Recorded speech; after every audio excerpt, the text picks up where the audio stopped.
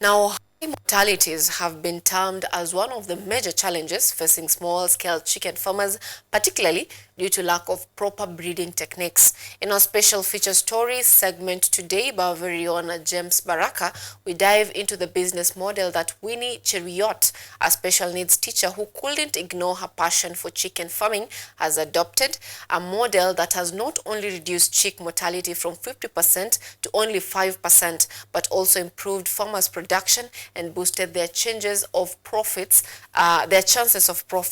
from the chicken value chain.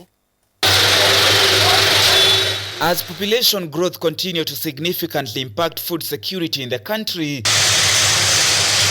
research scientists have lauded the chicken industry in Kenya for its contribution to the country's GDP and its support to several households. The chicken industry in Kenya is a very vital sector, which is contributing up to 4% of the agricultural GDP. And the sector supports several households, like around 3.6 million households. I went for my car. 1,040,000 was from chicks, nothing else. After that, nestled at the heart of these industries, Winnie Cheruiyot, a special needs teacher at St. Kizito School for the Deaf, who could not at all ignore her passion for chicken farming. Chicken can produce meat. We sell when I have extra jogos, I sell. I get money. When the eggs layers, after they have laid for quite some time, I usually dispose them at 60 weeks.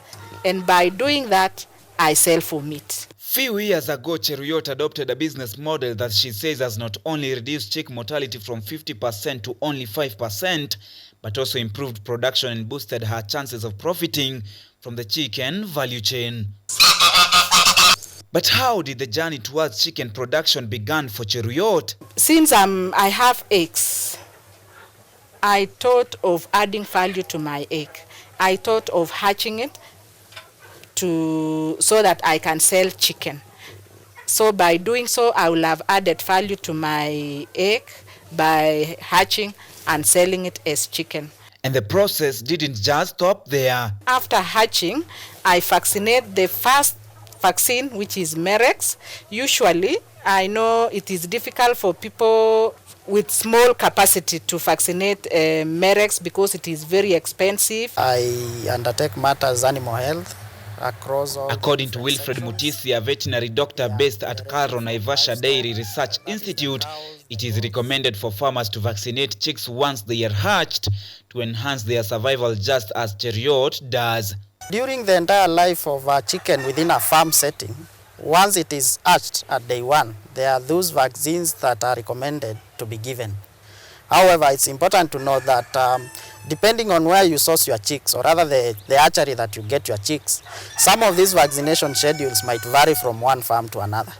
Additionally, Mutisia says that chicken are infected with various kinds of diseases that every farmer must always be cautious about. Chicken have a lot of diseases that a farmer needs to worry about. And diseases normally belong to different categories. There are those that are called viral diseases. We have bacterial diseases. There are those that will result from management, especially issues to do with nutrition, and those are affiliated to deficiencies. There are fungal, especially mycotoxins or aflatoxins.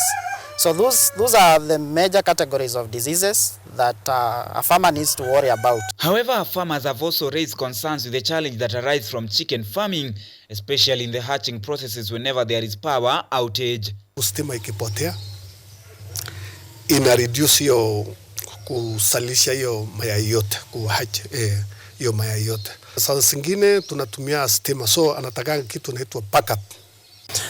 There are many farmers who get high mortalities because of lack of proper brooding techniques. But then farmers like Winnie come in and fill that gap and do proper vaccination, proper heat provision, and supply these other small-scale farmers with pre-brooded chicks, and that enhances survival. Despite these highlighted challenges, Cheruiyot now encourages farmers to invest even more in chicken farming, highlighting that the benefits it brings surpasses the challenges. Poultry keeping can pay.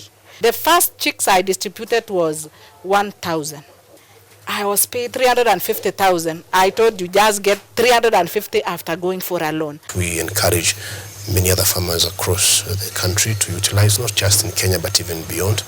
And in such a perspective, we will be very happy if in future we have more farmers like Winnie Cheruiyot who adopted the right way of doing production business and selling and marketing. And it's one of the way to have a food secure nation. As this happens, the Kenya Agricultural and Livestock Research Organization KALRO continue to call on all farmers to embrace management of standard practices in handling chicken brooding, feeding, vaccination against common diseases and record keeping. This, it says, ensures both quality chicken and reliable market for the farmer. James Baraka for KUTV.